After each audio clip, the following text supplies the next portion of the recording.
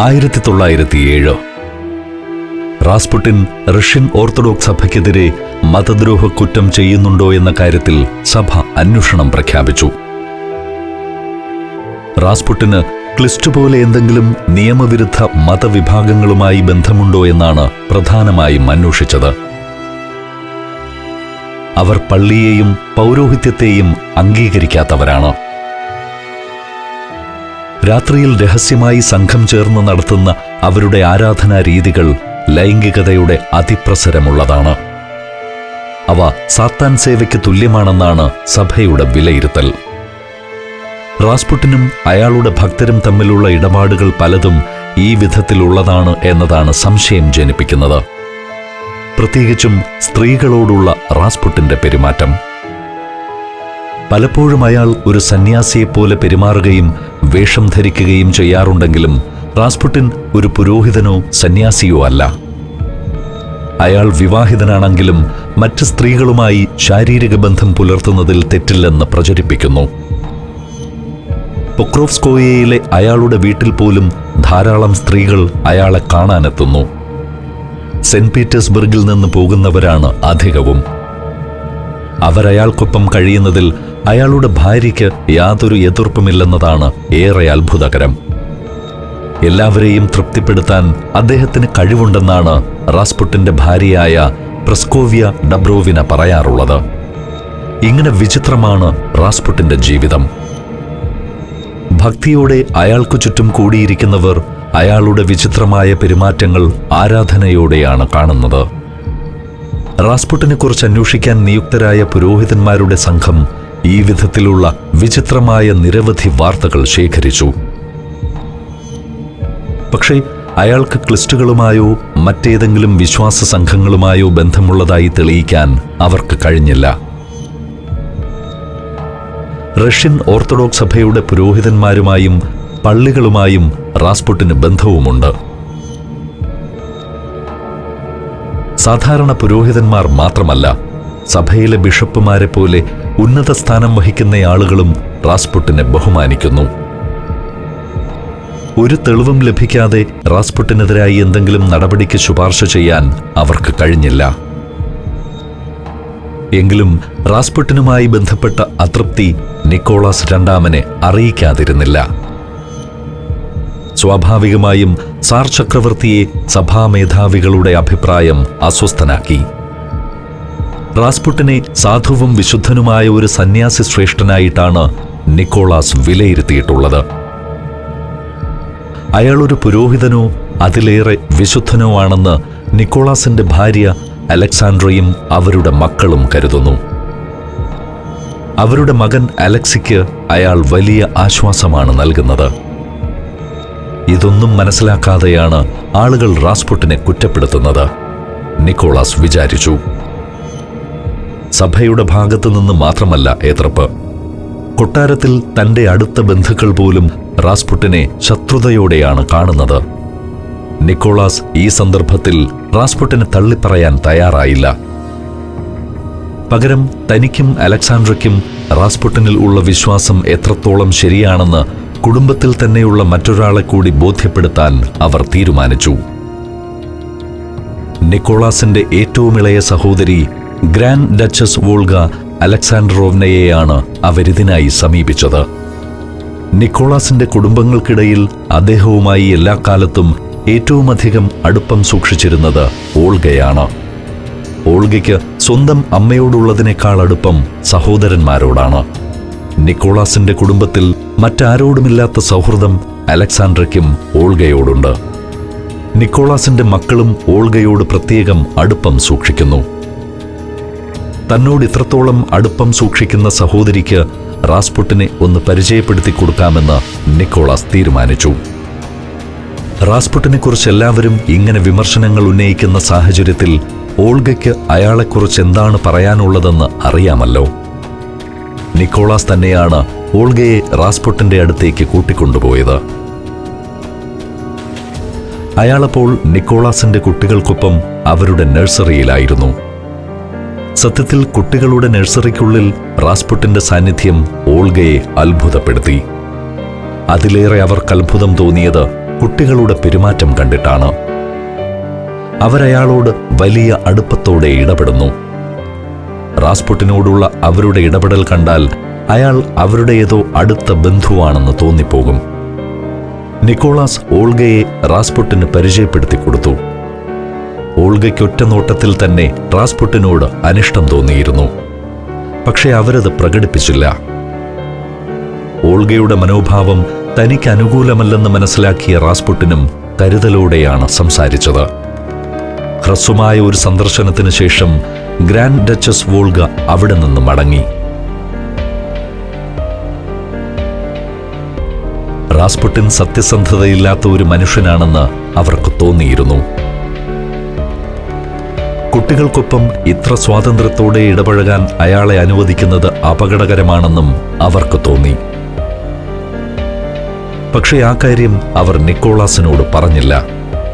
താനത് പറഞ്ഞാൽ അലക്സാൻഡ്രയ്ക്ക് ഇഷ്ടപ്പെടില്ലെന്ന കാര്യം അവർക്കറിയാമായിരുന്നു.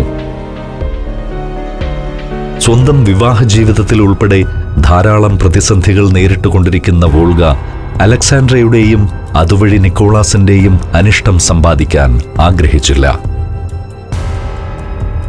ഏതായാലും റാസ്പുട്ടിനുമായി രാജകുടുംബത്തിലെ കുട്ടികളെല്ലാവരും നല്ല അടുപ്പത്തിലായിരുന്നു. നിക്കോളാസിന്റെ മൂത്ത മകളുടെ പേരും ഓൾഗ എന്നാണ്. കുട്ടിക്ക് 13 വയസ്സാകുന്നു. തത്യാനയ്ക്ക് 11-ഉം മരിയയ്ക്ക് 9-ഉം സഹോദരിമാരിൽ ഇളയവളായ അനസ്താസിക്ക് 8 വയസ്സുമാണ് പ്രായം. ഓൾഗയും തത്യാനയും മുതിർന്ന പെൺകുട്ടികളായി കഴിഞ്ഞു. എന്നിട്ടും അവർ സ്വകാര്യമായി കഴിയുന്ന നഴ്സറിയിൽ പോലും രാത്രിയെന്നോ പകലെന്നോ വ്യത്യാസമില്ലാതെ കയറി ചെല്ലാനുള്ള സ്വാതന്ത്ര്യം റാസ്പുട്ടിനുണ്ട്. നിക്കോളാസിന്റെ സഹോദരി ഓൾഗ ഇതിനെക്കുറിച്ചൊന്നും അഭിപ്രായം പറഞ്ഞില്ലെങ്കിലും റാസ്പുട്ടിന്റെ ഈ സ്വാതന്ത്ര്യം കൊട്ടാരത്തിനുള്ളിൽ ഒരു പ്രശ്നമായി വളർന്നു. റാസ്പുട്ടിനെക്കുറിച്ച് പുറത്തു കേൾക്കുന്നത് ഒട്ടും നല്ല കാര്യങ്ങളല്ലെന്ന് ചിലരെല്ലാം നിക്കോളാസിനോട് പറയാനും ധൈര്യപ്പെട്ടു. റാസ്പുട്ടിനെ ആളുകൾ എന്തുകൊണ്ടാണ് ഇത്രത്തോളം കുറ്റപ്പെടുത്തുന്നതെന്ന് നിക്കോളാസിന് മനസ്സിലായില്ല. കൊട്ടാരത്തിൽ തന്റെ മുന്നിൽ വരുന്ന റാസ്പുട്ടിൻ പക്വതയുള്ള ഒരു ശുദ്ധനാണ്. എങ്കിലും അപൂർവം ചില സന്ദർഭങ്ങളിൽ അയാളുടെ പെരുമാറ്റം തനിക്ക് അസ്വസ്ഥതയുണ്ടാക്കിയിട്ടുള്ള കാര്യം നിക്കോളാസ് ഓർത്തു.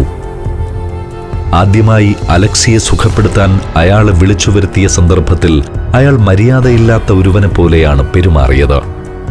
അന്നയാൾ മദ്യപിക്കുകയും ചെയ്തിരുന്നു. എങ്കിലും പിന്നീട് അങ്ങനെയൊന്നും ഉണ്ടായിട്ടില്ല. അതേസമയം റാസ്പുട്ടിൻ വരാൻ തുടങ്ങിയതിൽ പിന്നെ അലക്സിക്ക് ഗുരുതരമായ രോഗബാധ ഉണ്ടായിട്ടുമില്ല. കുട്ടിയുടെ ആരോഗ്യത്തെയും ഭാവിയെയും കരുതി മറ്റുള്ളവരെ അവഗണിക്കാൻ നിക്കോളാസ് തീരുമാനിച്ചു.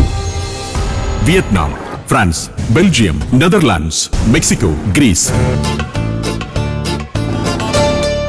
സഞ്ചാരം വോളിയം നമ്പർ 18.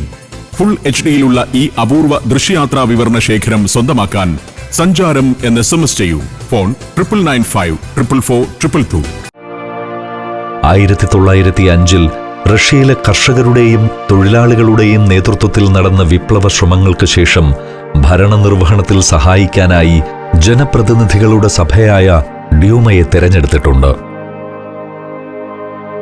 ഡ്യൂമയുമായി ഇപ്പോഴും തർക്കത്തിലാണ് നിക്കോളാസ്. അവർക്ക് അധികാരങ്ങളൊന്നും കൈമാറാൻ അദ്ദേഹം ഒരുക്കമല്ല. ആദ്യത്തെ ഡ്യൂമയെ പിരിച്ചുവിട്ടുകൊണ്ട് രണ്ടാമതൊന്ന് രൂപീകരിച്ചപ്പോൾ അതിൽ തന്നോട് വിധേയത്വം പുലർത്തുന്ന ആളുകളെ കൂടുതലായി ഉൾപ്പെടുത്താൻ നിക്കോളാസ് ശ്രമിച്ചിരുന്നു. പക്ഷേ ഇപ്പോൾ ആ ഡ്യൂമ പോലും റാസ്പുട്ടിന്റെ കാര്യത്തിൽ നിക്കോളാസിനെ കുറ്റപ്പെടുത്തുന്നു.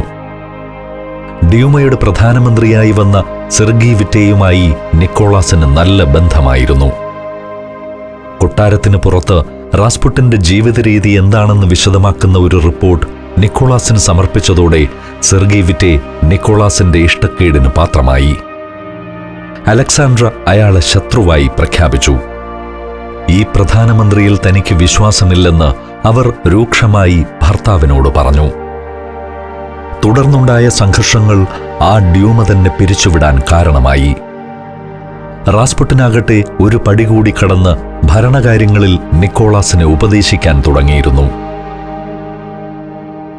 അവസരം കിട്ടുമ്പോൾ അയാൾ ഗ്രാമീണ കർഷകരുടെ ജീവിതത്തെക്കുറിച്ചുള്ള കഥകൾ നിക്കോളാസിനോട് പറയും.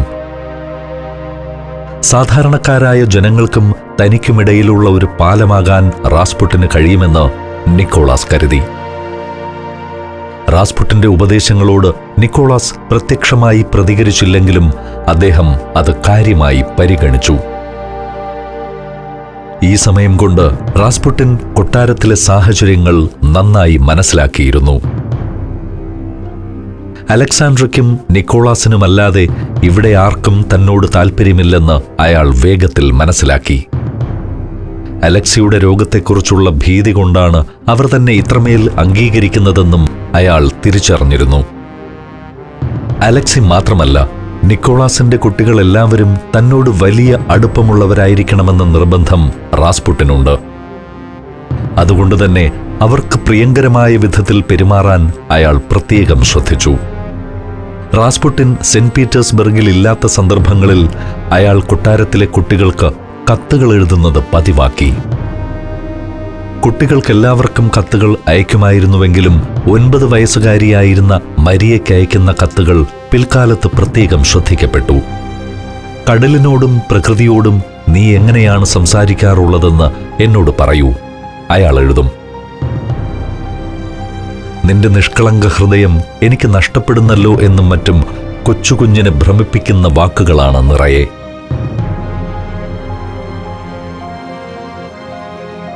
വൈകാതെ നമുക്ക് വീണ്ടും കാണാം എന്ന് പറഞ്ഞുകൊണ്ട് കത്ത് ചുരുക്കുമ്പോൾ കുട്ടിക്കൊരു സ്നേഹചുംബനം നൽകുന്നതായി എഴുതാനും അയാൾ മറക്കില്ല.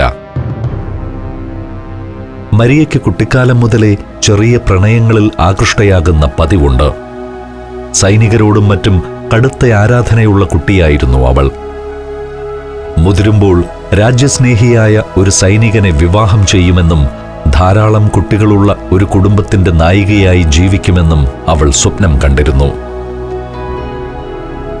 മരിയ ഉൾപ്പെടെ കുട്ടികൾക്കെല്ലാവർക്കുമുള്ള കത്തുകളിൽ ചിലപ്പോൾ ദൈവസ്നേഹത്തെക്കുറിച്ച് മാത്രമായിരിക്കും റാസ്പുട്ടിൻ എഴുതുക. ദൈവത്തിനായി സ്വയം സമർപ്പിക്കാൻ അയാൾ കുട്ടികളെ പ്രേരിപ്പിച്ചു.